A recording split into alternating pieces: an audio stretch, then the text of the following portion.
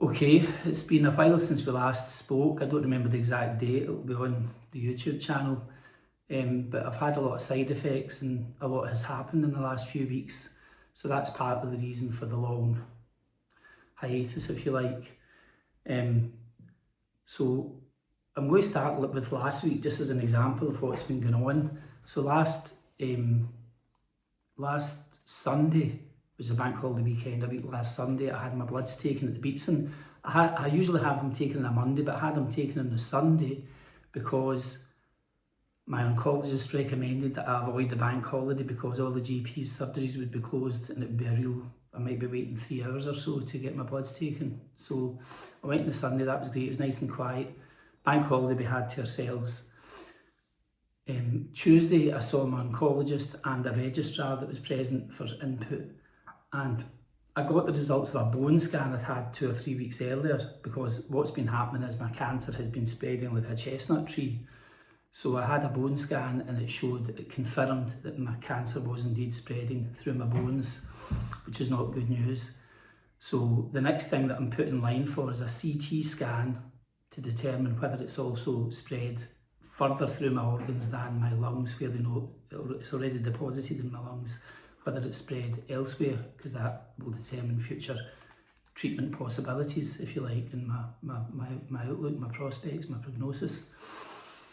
So the next day, the Wednesday last week, I had chemotherapy, cabazitaxel, and that was my 7th of my 10 programmed treatments of cabazitaxel from the 29th of December through till the 8th of July. But the upcoming chemotherapy treatments are in some doubt because of this spread of the cancer. So there's some dubiety, some doubt, a shadow over whether I get the remainder of this treatment or not, or whether they decide to go for other options.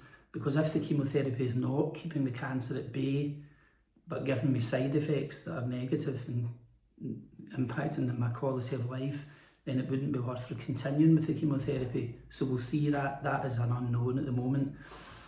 I also had to go to the dentist to confirm whether my jawbone, my jaw was healthy enough to have this zoledronic acid, this bisphosphonate, a bone strengthening drug that I'm in line for. So I'm in line for 3 things: the bone strengthening drug, something called radium-223, you can Google it, which is a radioactive isotope designed to target the active areas of cancer in the body, on the bones, and focused on the bones.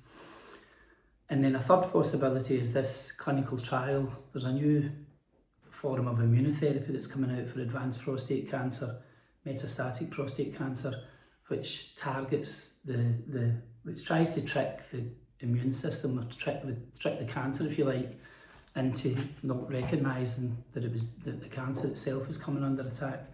So that's a hope, if you like, that I qualify for a clinical trial. I think there's a 1 in 4 chance, if you're at the right stage and so on, that you might qualify. So the radium-223 is quite likely, I think. I'm hopeful of that. The zoledronic acid, the bone thing, should go ahead because I've had the all clear from my dentist now, so that should be fine. Since we spoke, I've had a visit to the hospice, St Margaret's Hospice. Now, St Margaret's Hospice was first raised as a possibility in December 2024 when my oncologist said, would I be prepared to meet the pain management team at St Margaret's? And I said, yes, of course. But nothing happened, and nothing happened for a long time.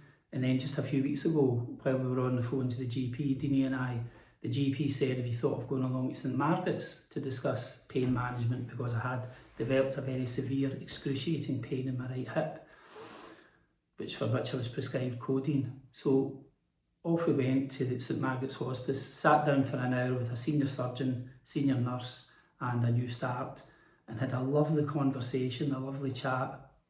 And I left there very encouraged in fact enough to decide to go ahead with my holiday, and the holiday that Deanie and I had booked in Den Haag, which my oncologist wasn't very approving of, because during chemotherapy you shouldn't really be flying off anywhere.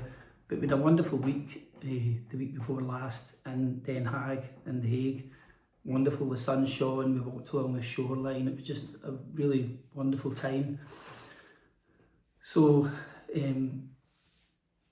so on the Wednesday, as I say, I had my chemotherapy as usual, saw my dentist on the Thursday. On Friday I had my Prostap injection. That's my regular injection of the androgen deprivation therapy or hormone therapy or chemical castration that I get every 3 months.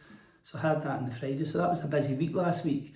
This week I'm self-injecting with the filgrastim drug that's to raise my white blood cell count, and I'm doing that Sunday through till this Friday, so I'll do it tomorrow. Also tomorrow I'm going to go to the St Margaret's Hospice again on Moan this time between 11 and 3. They do a thing, it's a bit like how Maggie's place works, where there's nutrition, exercise, discussion, conversation, health advice and so on. But also I'll be there for lunch, so I'll have lunch, so I'll take my anti-nausea pills in advance, which I've been doing every day because I have, as I say, been sick more times in the last 3 months than in my entire life before that. A lot of it is dry retching. I've got 2 little bassinets, one that I keep downstairs and one that I keep next to my bed. So, and I've been doing a lot of retching, and that's quite a thing that I thought I would never get used to, but it's funny with the things you do get used to, because I always hated being sick, and that's why I seldom was sick. I seldom ate anything that I didn't like the look of. I very seldom drank enough to be sick. So this is a new experience, this feeling of the trauma, if you like, of retching, which soon dials down to something that you just get used to. And as I say, the pain has subsided. So one thing I am is very tired. I'm sleeping half the day. I mean, I have naps, and when I say naps, I fall asleep for an hour and I have very vivid dreams. And I've been having these cinematic dreams, I mean amazing dreams. I actually did a dream, and then I did another dream in which I was telling the person who appeared in the dream that I'd had a dream that they were in. So it's like there is a film about that, isn't it? I can't remember what it was called. But it's like dreams within dreams, so I'm falling down these floors of dreams. It's wonderful, and of course if you sleep 3 times a day, it's like turning one day into 3 or 4. So it's like time just becomes really compressed, and that's what's happened to me. So as I say, my next chemotherapy is May the 27th, all things being equal. That is, if I'm not told the day before that it's not going ahead because they've decided the chemotherapy is not working, or told sooner than that the chemotherapy has failed, as it were.